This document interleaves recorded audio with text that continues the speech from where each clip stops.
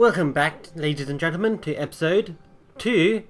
This is the first time you're probably watching episode 2, unless you're rewatching it, in which case, welcome back anyway. We are playing Civilization 5. My name is Wynn. Let's continue. When we last left off, we were just basically, well, exploring. And we're going to be probably wasting like the next 50 or so turns doing this. Fortunately, the AI take their turns extraordinarily fast. Now, these city-states, they also have their own turns as well. Mayor.policy, we are getting citizenship, which provides us a free worker, which means we can now begin doing stuff. So let's go and send our worker over to here and then construct a farm. Now farms, certain tile improvements happen. Oh wow, what is that? I've never seen that before. This is a natural wonder? King Solomon's Mines. Are you telling me King Solomon's down there? Isn't that an Egyptian thing? But wow, 6 production? To be honest guys, I've never seen this wonder before at all. I mean, I've seen Uru before and I've seen a whole bunch of others. In fact, I can show you the ones that I've seen. Let's see, wonders, national wonders? What is it called? Civpedia, terrain features? Yeah, these are the ones I've found. So you can just take a look at these and that'll tell you the ones that I found. Let's see, King Solomon's Mines. European explorers. 19th century. Zimbabwe. Oh, okay. I thought it would be in Egypt somewhere. But anyway. We still have to deal with this barbarian camp, in fact. Now, the way that I like to deal with barbarians is I like to research archery, which we already have, and send in a regiment of warriors and archers in order to go and take care of the camp. Now when an enemy gets too close to the city can actually attack them. So I'm also going to send in my warriors to attack these guys. As you can see, we have a decisive victory, so they should... oh no, they didn't survive. They did survive, in fact. Oh well. So let's see, what else is around here? We also have some more ruins. Please be free tech. One of the AIs found a pantheon, which is something to do with the religions. Basically, when you get enough faith, you can found a religion, and then if you get even more faith, you can like create a great prophet and make your own religion. Yeah, that's what this random person did, and they all have their own unique beliefs. There's like, I don't know, 30 or 40 different choices when it comes to picking a pantheon belief. These guys took oral tradition, which gives +1 culture from plantations. Plantations is another tile improvement that we ourselves don't have access to yet. Unit needs orders. That be these guys. What do we get? Lost survivors in the city, increasing population. That's not always necessarily good. Population, the higher the population, the more food you need to provide. Also, the more people, the more unhappiness that happens. If we hover over this, it says we have 5 generated by population, 5 unhappy generated by population. And sometimes this list appears as well.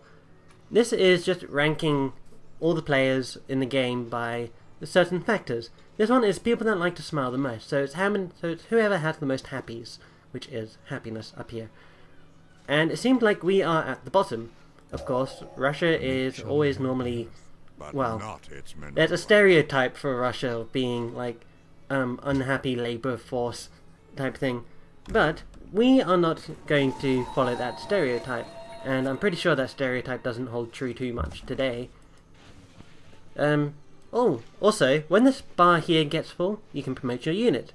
So we are going to go and promote this guy to get the modifier that improves his combat efficiency in open terrain, which is everything except hills and forests, I think.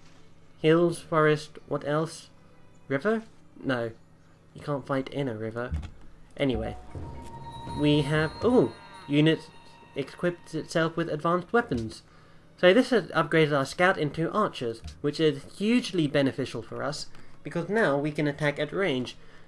When a unit also gets promoted, they also retain all of their standing promotions, like their promotions. So as you can see, these archers have this scout benefit of ignoring terrain cost. So that means that if these guys come and attack me, I can easily escape over the river and they'll fall behind. How is the farm going on over here? The farm looks like it's done, okay. And we have also finished researching mining. So we can go up here and start collecting the silver. Now as soon as we collected this silver, it should increase our happiness from 4 to, I think, 8? Yeah, that's what 4 plus 4 is. Haha. Oh man, math me so bad, I don't know. Anyway, construct a mine. And then, you guys, continue to attack. These barbarians don't seem to want to escape or leave their territory. While they are inside their camp, they do get a plus 40% defensive bonus, which is that fortification bonus. So, yeah. We're just going to have this guy stay on alert for now. Alert just means that he'll stay doing nothing and stay defensive until he sees enemies. So, where do these barbarian camps come from? They come from, like, unrevealed tiles, for instance, like anything in the Fog of War, and, like, these ones that aren't being currently looked at. As you can see, these tiles over here are light, we can see whatever's happening in them. These ones are dark, we can't see anything. Barbarian camps like to spawn in those places. Now, it seemed like we've discovered tundra and snow, and I think that there is a glacier. That's ice. So, I think this is telling me that I'm pretty close to the southern part of the map, which is kind of unfortunate for me. I really hate being, like, either the south or north of the map. Normally, like, I don't know, middle or, say, somewhere in the middle region. Oh. Yeah, barbarian camps can also spawn new enemies, like, randomly. That's what just happened here. So we are going to have to run across the river and then attack these guys.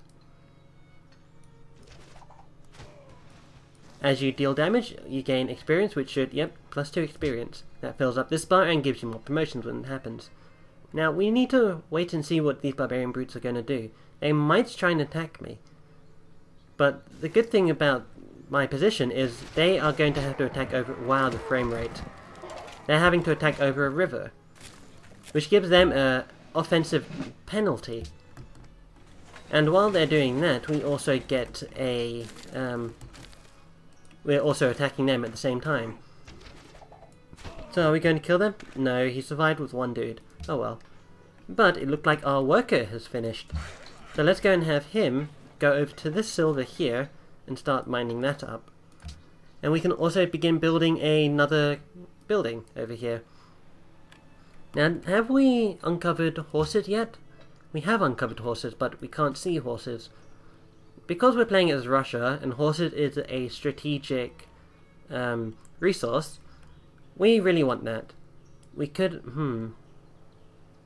we could also plant a city like right around here. Cities can work on tiles that are up to 3 squares away from them, and that's how far their borders normally grow. They can grow further than that as well, but that's like much later on in the game. If we place a city like right here on this tundra tile, right next to Solomon's mine, we can work the mines to improve our production by quite a lot. And since we also have cattle that is somewhat near to us, we should be able to make that work as well. Alternatively, we could place a new city on this forest grassland hill. This will give the city a defensive bonus. It's also coastal, which is amazing. It'll give us faster access to the cattle, which will mean that we'll grow much faster. Also gets us a bit closer to the silver, and we're still relatively close to King Solomon's mines to make use of that. Why am I talking about settling cities? Because we are recommended to build a settler. This icon here tells us that our advisor wants us to build a settler. Advisors, they're useful sometimes. You click this and go to Advisor Council. You have the Economic, Military, Foreign, and Science Advisor. They say things like, yeah, they're advisors. They advise you to do stuff. For instance, the Military Advisor wants us to research the wheel because it'll give us access to a new military unit, the Chariot Archer. And the Foreign Advisor wants... Consider what our enemies might be planning, but not too much. If you did that, I would not have a job. Well, you're useful. I don't have any enemies yet other than the barbarians. And the Economic Advisor tells us things like what our greatest expense is. Right now, it is unit maintenance, and tells us how to get rid of that. We also have the Science Advisor, which tells us to research a whole bunch of stuff, as you'd expect with science. The problem with... Wait, hold on. Okay. The problem with building a settler is it reduces the growth. It while you're producing a settler, the town won't grow. So this counter here won't go down. So if I start now, and it takes like 13 turns, this timer won't be, that's 7, that's 8. This timer won't go down 18 points. Or won't go down to 18. It'll, no, 8, I think? Oh man. This timer won't go down to 8 if we start queuing up this, this settler, simply because it stops the food growth. But it does take so long for the growth to happen that we might as well get the settler in right now. So let's start building a settler. We're going to have to escort him down here to this tile, and then we're going to settle a city there. Now, why do I need to escort him? Well, normally it's advised when you're moving, like, say, a worker or a settler out somewhere, you accompany it with a military unit, simply because barbarians like to steal your workers from you. They simply move on to the same tile as the worker, and yeah, which is kind of redundant, I think, because they don't even do anything with the workers. They just stay in their camp and not do anything. They're just really there to ruin everyone's day. One thing I haven't mentioned is this thing over here. This thing here is the score meter. It tells you roughly where your position is in your score. Here Hector, we have researched bronze with working. a spear 11 cubits long in his hand, the bronze point gleamed in front of him and was fastened to the shaft of the spear by a ring of gold. Okay. What was I saying? Oh yeah, something about me complaining about barbarians. Yeah, barbarians suck. They do nothing. And, oh yeah, the scoreboard here. This tells you, like, your relative position in comparison to everyone else. So, for instance, we currently have 50 score. That's determined by, say, your unit. We can actually hover over our score. We're gaining 4 points from cities, 12 from population, 20 from technology, so on and so forth. And it seems like the top-rated player right now has 54 points, so he must have found, like, a new tech in some ruins or something. From what I'm seeing right now of this continent, it doesn't look very substantial. I think I decided to play in continents, right? Yeah, continents. Large map. I wonder how many continents there are in this map. That's something we'll be able to find out once we firstly get a coastal city, and then we get the right technology to explore the oceans. We should be sailing up here, and that requires pottery. Anyway, we need to continue moving our scout around and trying to find new stuff. We haven't explored this side of the continent over here. I hope there's a lot of stuff over here. If not, I'm going to be kind of sad, actually. So they're moving barbarians over. Oh wow, there's 3 barbarians here. Man, okay. So we're going to have to try and slink around them somehow. They might move in to attack my unit. The barbarians can move to that square and then attack me. Yep, that's what they're doing.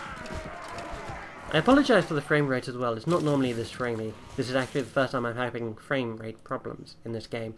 But that's simply due to fraps, as I think I've mentioned before. So we're going to have to try and run around these guys. And just end turn. It takes units a few turns in order to improve tiles. So for instance, we click on this guy. It takes 2 turns to construct a farm. That's much less than it would normally be if we didn't adopt that policy that reduces the rate of tile... that increases the rate of tile improvement by 25%. Now we have another culture, another policy that we can enact. We can either go for +1 production in every city, or we can go for one of these, +1 happiness for each city connected to capital city, and -5% unhappiness from citizens in non-occupied cities. That is something we'll probably look at a bit later. We also have representation. Because we are building a settler, we might want to get that. For every new city that you place increases the threshold for the next level of culture. And if you get this, it will reduce that cost. It also starts a golden age, which is another function of the game that's related to happiness. Basically, happiness adds to this total sum here, and when it reaches 500 it gives you a golden age, or you can get a golden age by clicking this button right here. Of course you can only click it once. But golden ages... golden age dawns. Let's see, golden ages... every tile in the empire that produces at least 1 gold produces 1 extra gold. So for instance, the silver tiles, they now produce 3 gold, which is quite good. And this marble tile over here produces also 3 gold, which is, yeah, amazing in fact. So we can now go to this, and we can, since we're building a settler, we don't need to focus on food for right now. So let's work on our gold. We're currently getting 14 gold per turn, and because of unit maintenance and such, we're only gaining plus 10 per turn. You guys should, you know what, let's have you guys move into the forest tile and then begin chopping that down. Chopping down forests is vital for getting something produced faster, because when you chop down a forest, it actually adds production into the what you're currently building. I think it's only like 10 or 25 or some number like that. So let's just keep moving. Oh man, more barbarians here. Okay, so let's chop down a forest. As you can see down there, it says providing 20 production to the nearest city.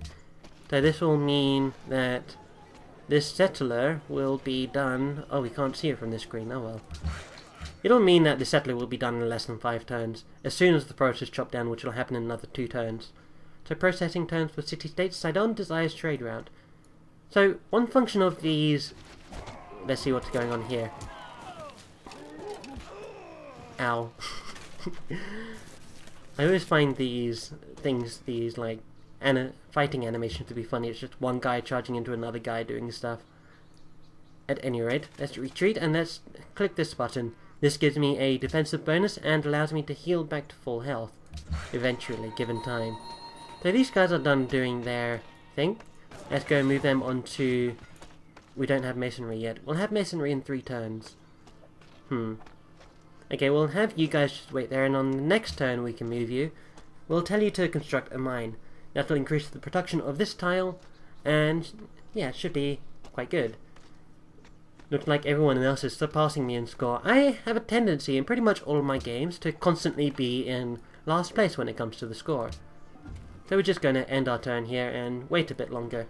Now you might say that this is getting a bit repetitive and probably a bit boring. Yeah, the first like 100 turns does that to you. And yeah, 100 turns, that sounds like a long time, but it's not really.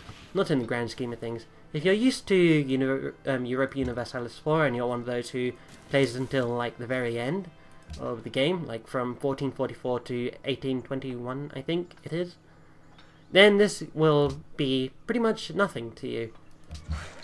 I don't actually know how much the what the maximum amount of turns is, or when the game ends. I think it's like 2050 or something, I'm pretty sure. At any rate, we're going to want to move our settler along with our warrior down in this direction. The Temple of Artemis has been built on faraway land. That is a wonder. That tells me that one of these other players have built this wonder. So they get this benefit. You can only have one wonder, well, one type of wonder per world. So since they built it, I can't build another Temple of Artemis, for instance. So we're going to go and attack these guys here. Are our scouts being chased by anyone? Ooh, there's archers quite close, so let's move them up here and have them continue healing. And settlers, you guys just do nothing for now. We can research a new tech.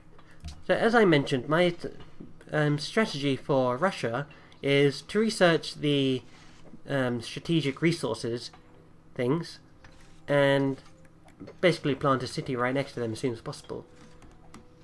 Another thing you can do in this tech tree is you can click on something that you're far away from researching and it'll queue up everything for you. So for instance, I want industrialization. It researches all of this stuff first, so it's going to research pottery, then calendar, then writing, and so on and so forth. Philosophy, drama, such and such. I don't normally like doing that, although it's good to know what direction I'm wanting to go if I want to reveal coal on the map. So it looks like I need everything except for sailing, everything except for this top part here. Yeah, it is essentially everything except that top part there, and then this bottom part here. But we're going to want to get gunpowder when we enter the Renaissance era anyway, simply because, hey, gunpowder, yeah. I'm not actually a fan of gunpowder. I'm always a fan of the, you know, the old classic sword and shield approach, bows and arrows, that type of thing. So this area that we're currently in is amazing for me. Moscow demands gems. So gems are another luxury resource that is possible to find in this game. if we connect that up to our city, Moscow gets a We Love the King Day. That basically improves the fruit growth thing in our city. And that's quite nice, in fact. So these barbarians are making a move on our city. They aren't really going to cause us much problems. We're going to have our warriors attack these guys here, and we're going to move our settler onto those warriors as well. This frame rate, wow. I promise in the next episode I'm going to try and get this frame rate sorted out. Maybe I just need to reduce some of the texture qualities a little. So you guys continue working. Workers seem to have this glitch. I'm not even sure if it's a glitch or if it's just a feature, that when an enemy unit is like within 3 tiles of them, they stop working. But anyway, so these guys are moving up to here. Oh wow, man. Okay, this is kind of bad for me, because these barbarians are now in quite a defensive location. Can we kill them? No, we can't kill them just yet. So we'll go and attack these guys, and then we'll send our workers to retreat into Moscow. Their progress on this mine isn't changed whatsoever. I mean, it still stays there. And these settlers just wait for now. Next turn. So, I do think that is going to be it for this episode, guys. This has been episode 2 of Wynn in Meier's Civilization 5. I hope you guys have enjoyed, and enjoyed listening to me babble for the most part as we get our culture started. And we'll see you guys in the next episode. Take care.